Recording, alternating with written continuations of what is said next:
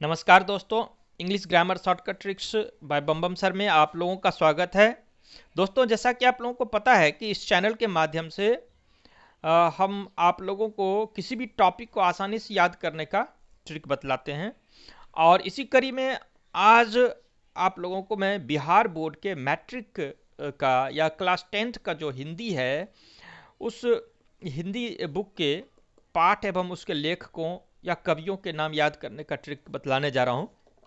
तो दोस्तों, तो इस वीडियो में हम लोग जो है पहले गद्य खंड की बात करेंगे, ठीक है, और उसके बाद जो है हम लोग अगले वीडियो में पद खंड की बात करेंगे। तो अभी जो हम लोग काम करेंगे वो गद्य खंड पर काम करेंगे। तो आइए देखते हैं कि यहाँ पर जो है सबसे पहले लेखक का नाम है और उसके बाद जो उन्होंने चैप्टर लिखे हैं तो वो चैप्टर का नाम लिखा हुआ। तो हम लोग वही करेंगे, सबसे पहले हम लोग लेखक का नाम देखेंगे और उसके बाद उन्होंने जो चैप्टर लिखा है उसकी बात करेंगे और प्रयास करेंगे कि हम आसानी से इसको याद रख पाएँ। तो देखिए, इमेजिन करना है, इमेजिनेशन के माध्यम से हम इसको याद करने का प्रयास करेंगे ताकि हमको रटना नहीं पड़े। तो देखिए, सबसे पहले जो लेखक हैं वो हैं भीमराव अंबेडकर और इन्होंने जो लिखा है वो है श्रम विभाजन और जाति प्रथा, और जो कि एक निबंध है। हम इस जो है पाठ की विधा को भी याद करने का प्रयास करेंगे। तो देखिए, इसको कैसे हम याद करेंगे देखते हैं कि ये भीम महाभारत वाले भीम को आप लोगों को देखना है। महाभारत वाले भीम जो थे वो बहुत क्या करते थे, श्रम करते थे। श्रम यानी कि मेहनत करते थे, परिश्रम करते थे। तो भीम जो थे वो बहुत परिश्रम करते थे, और लेकिन फिर बाद में उनके राज्य का विभाजन हो गया तो विभाजन, श्रम विभाजन याद आ जाएगा और जाति प्रथा तो अपने आप इसमें आ जाता है। और ये एक निबंध है, क्योंकि जाति प्रथा पर अक्सर क्या होता है, निबंध लिखवाया जाता है। स्कूल में जाति प्रथा पर निबंध लिखवाया जाता है। तो इस तरह से आप इसको आसानी से याद रख सकते हैं।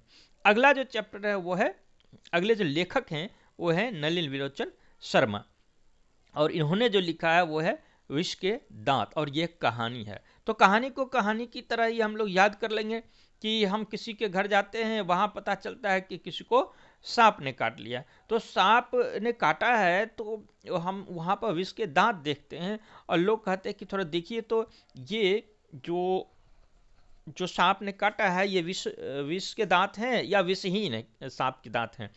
तो हम लोग जो है देखते हैं तो उस व्यक्ति का शरीर जो है वो नीला पड़ गया है। नलिन से हम लोग याद रखेंगे नीला। तो नीला पड़ गया तो नलिन विलोचन शर्मा। अगले लेखक हैं वो हैं मैक्स मूलर, और इन्होंने लिखा है भारत से हम क्या सीखें, और ये एक भाषण है। तो हम इसको कैसे याद रखेंगे, मैक्स, मैक्स से माइक हमको याद करेंगे। गांव में हम लोग कोई कहते हैं कि माइक से बात करो, माइक पर कुछ बोलो, तो कहते हैं मैक्स, मैक पर कुछ बोलो। तो हम लोग मैक्स को हम लोग कहेंगे माइक, और माइक पर क्या देते हैं, हम लोग भाषण देते हैं, और भाषण में क्या दे रहे हैं कि भारत से हम क्या सीखें। इस तरह से हम लोग मैक्स मूलर से याद आ जाएगा कि मैक्स मूलर क्या भाषण दे रहे हैं, माइक से क्या भाषण हो रहा है कि भारत से हम क्या सीखें, और ये भाषण है। उसके बाद चौथा है हजारी प्रसाद द्विवेदी, और इन्होंने लिखा नाखून क्यों बढ़ते हैं, और ये एक ललित निबंध है। ठीक है, तो ये हम कैसे याद रखेंगे इसको देखते हैं कि हमारे स्कूल में ललित निबंध लिखवाया जा रहा है कि नाखून क्यों बढ़ते हैं, इस पर निबंध लिखना है। ठीक है, और हमने क्या लिखा कि पहला ही लाइन लिखा कि नाखून हजारों वर्षों से बढ़ता आ रहा है। तो हजारों से हम लोग हजारी याद रख लेंगे कि हजारों वर्षों से बढ़ता रहा है। और 5 नंबर में है कि लेखक हैं गुणाकर मूले, और ये चैप्टर है नागरी लिपि, जो कि एक निबंध है।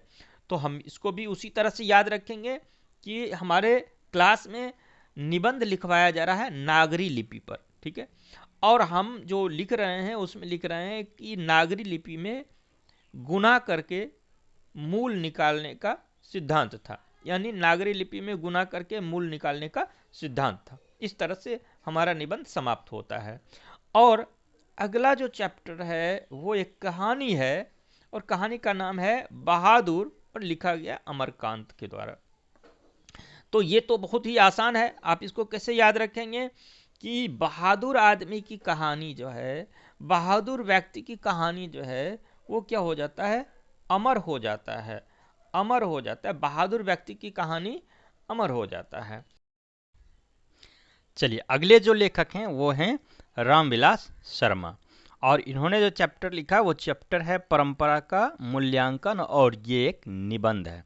तो चलिए हम लोग फिर से वही कल्पना करते हैं कि हम लोग क्लास में हैं और क्लास में हमारे शिक्षक हमें परंपरा पर या परंपरा के मूल्यांकन पर निबंध लिखने को देते हैं, और परंपरा की चर्चा हो और हम अपने श्री राम की चर्चा न करें तो फिर गलत होगा। तो ये राम विलास, ये राम हम लोग यहाँ से याद रखेंगे अपने श्री राम जो थे, तो उनके बारे में हम लोग उनका एग्जाम्पल लेकर के याद रखेंगे कि श्री राम जो थे वो अपने परंपरा का मान रखते थे, परंपरा के अनुसार चलते थे। चलिए, और अगला जो चैप्टर है, अगले जो लेखक हैं वो हैं पंडित बिरजू महाराज, और पंडित बिरजू महाराज ने लिखा है जित जित मैं निरखत हूँ, और ये एक साक्षात्कार है। तो देखिए इसको कैसे याद रखेंगे कि पंडित जी यानी पंडित बिरजू महाराज जी का साक्षात्कार हो रहा है, और साक्षात्कार में वो कई बार बोलते हैं जित जित मैं निरखत हूँ, जित जित मैं निरखत हूँ, और इससे आपको याद हो जाएगा कि पंडित बिरजू महाराज ने लिखा जित जित मैं निरखत हूँ, और ये एक साक्षात्कार है। चलिए उसके बाद हम लोग आगे बढ़ते हैं, और अगले लेखक हैं अशोक वाजपेयी। अशोक वाजपेयी ने लिखा है आविन्यो। देखिए ये बहुत ही आसान है, इसको याद रखना। देखिए अ से यहाँ अशोक और आ से आविन्यो, आ, तो आसानी से आप इसको याद रख सकते हैं। अगले जो लेखक हैं वो हैं विनोद कुमार शुक्ल, और इन्होंने लिखा है मछली, जो कि एक कहानी है। तो देखिए विनोद का मतलब क्या होता है, विनोद का मतलब मनोरंजन होता है, ठीक है, और मछली मारना और कहानी सुनना दोनों क्या है, मनोरंजन है। तो ये तो इजी है याद रखना कि विनोद यानी मनोरंजन, मनोरंजन क्या है, मछली मारना और कहानी सुनना। तो इस तरह से आप आसानी से इसको याद रख सकते हैं। अगले जो लेखक हैं वो हैं यतीन्द्र मिश्र। तो यतीन्द्र मिश्र ने लिखा नौबत खाने में इबादत, जो कि एक व्यक्ति चित्र है। और यतीन्द्र मिश्र तो समझते ही हैं, मिश्र और जो पूजा पाठ करते हैं, तो उनको खाने की भी नौबत नहीं है, नौबत खाने यानी कि खाने की नौबत नहीं है। इतनी गरीबी है कि वो नौबत यह है कि वो खा भी नहीं सकते हैं, फिर भी वो क्या करते हैं, इबादत करते हैं। ये ऐसे व्यक्ति हैं, ये यतीन्द्र मिश्र ऐसे व्यक्ति हैं जो इबादत निश्चित रूप से करते हैं। तो इबादत से आपको मिश्र याद आ जाएगा। महात्मा गांधी, और इन्होंने लिखा है शिक्षा और संस्कृति, शिक्षा शास्त्र।